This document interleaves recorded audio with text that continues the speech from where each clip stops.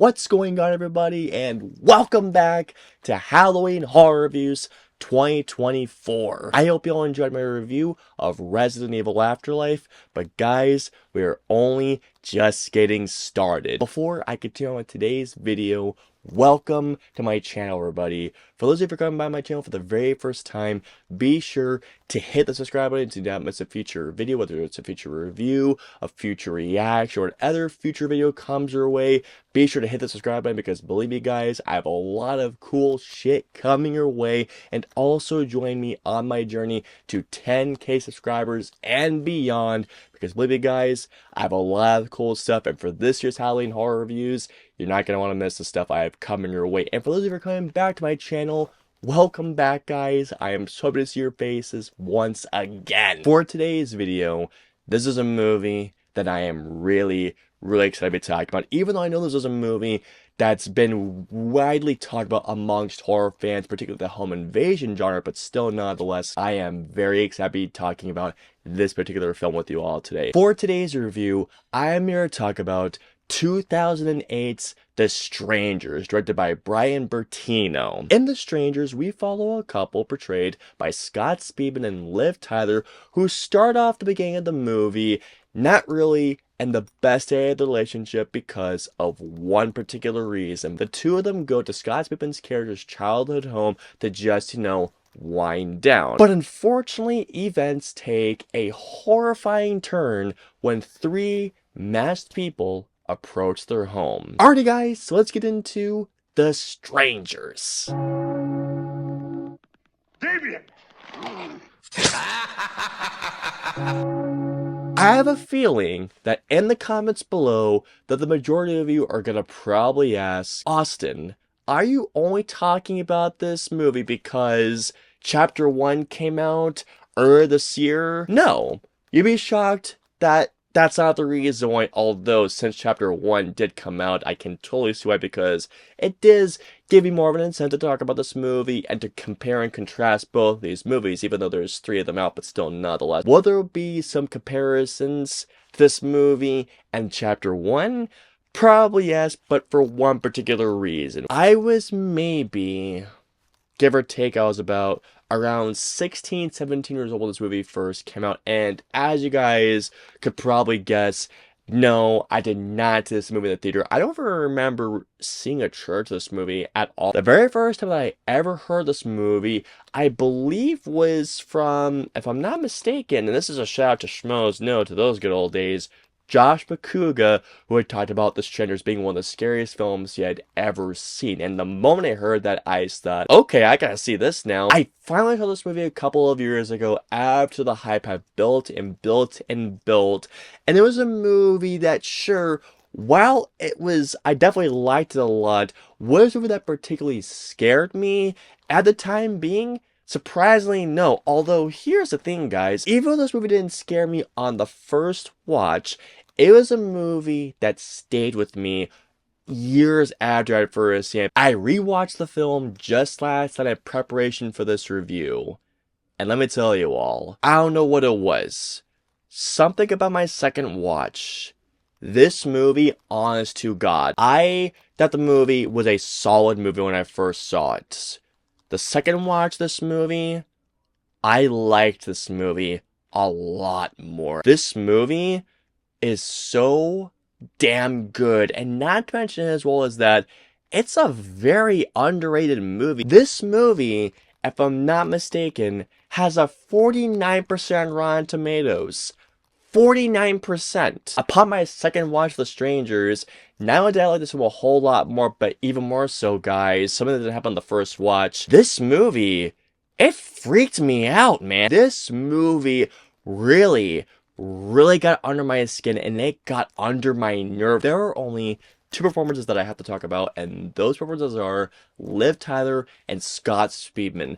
Liv Tyler and Scott Speedman, I thought, did both really great, and I mean great jobs in this movie. I thought they did a great job of selling them being in a troubled and a rocky relationship because of, well, one particular reason, which I'm going to get into right now. By the way, spoiler for those who haven't seen The Strangers, because seriously, if you haven't seen The Strangers, watch this movie because really, it's a really good film. It's very, very underrated. But anyways, moving on to the reason here, guys. Within the first 20 minutes of this movie, it is revealed that Scott Speedman tries to propose to Liv Tyler, but unfortunately, Liv Tyler says no to Scott Speedman's character, and as a result of it, at the start of this movie, we see our two characters in really a state of emotional shock and turmoil and distress. And as the film goes along, and as the first 20 minutes breathe out, they're not certain of what's going to happen next. We do not know what happened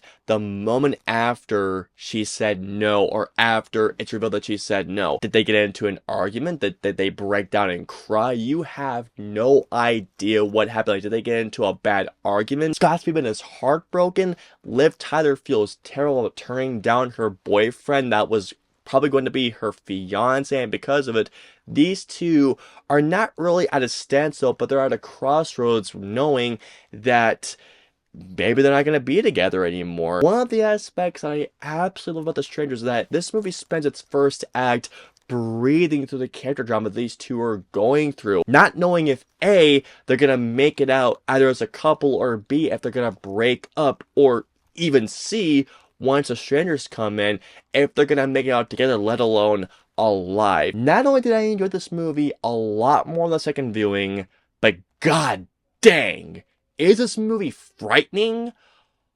Oh yeah. That comes down to three or a couple of particular reasons why. One of them being Brian Bertano's directing and writing. The Strangers was Brian Bertano's directorial debut, and man, does this guy show not only a live skill, but a clear eye for what he wants in front of that camera lens. You can clearly tell that with The Strangers that Brian Bertano has an eye for not only showcasing some truly dread-inducing atmosphere, but also ramping up that tension. And man, does Brian Bertano direct the shit out of this movie. And the best thing about this movie is, unlike one movie, oh yeah, you saw that comparison going, this movie isn't filled to the brim with jump scares. Although, and don't get me wrong to you guys, is there one false alarm jump scare? Yes, but I thought it was a very well-earned scare, and immediately I did this. Jeez! That was good. Okay. This movie, guys, is dripping and soaked to the brim with this grim and tension-filled atmosphere, with tension that keeps winding and winding like a guitar. The strangers who are just constantly fucking with these guys, cat and mouse style, with just them playing with their mouths, with the strangers being the cats, are just constantly picking at the mouses that are Scott Speedman and Liv Tyler's character. That tension just keeps tightening and tightening and tightening to the point where I swore to God to you guys, I was doing this. This movie built up its tension so effortlessly, and once again, the reason why it's doing it is because you care about these characters. Something that Chapter 1 failed on every single level to do. There were so many bits of this movie where just hearing a crack of a tree branch or hearing someone walking across a room generally had me on the edge of my seat. I also have to talk about the musical score, which, by the way, speaking of which, this blew my mind when I found this out, but guys, listen to this. The people that composed the score for this movie also composed the score to Resident Evil Afterlife. I am not screwing with you guys. Tom and Andy, the same people who composed the score for The Strangers, composed the music for Resident Evil Afterlife. Coincidence that I'm reviewing these two movies in the same week? Swear to God to you guys, I did not plan on this to happen. If there's something else this movie does very well, is that this movie does things very, very subtly. By the way, how this movie ends. That last shot. That was a good last scare. Darn good last scare. Happy parents, you old fuck! Are there issues with The Strangers? Yes. One of the best horror films ever made? It is not. Liv Tyler and Scott Speedman do some really smart things this movie.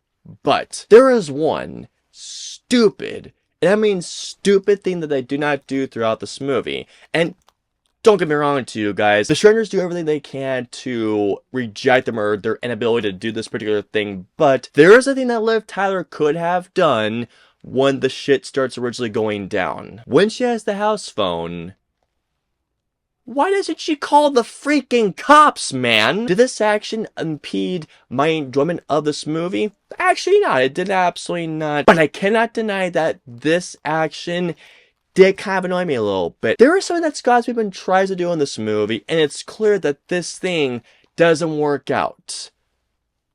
However, how is it then that later on, near the end of the film, that the strangers are driving that truck? How are they driving the truck, for God's sakes? When it comes down to the character development, there's really not that much character development. And when it comes down to the actual storytelling, there's really kind of a paper-thin story here. But that's just me just nitpicking at this point.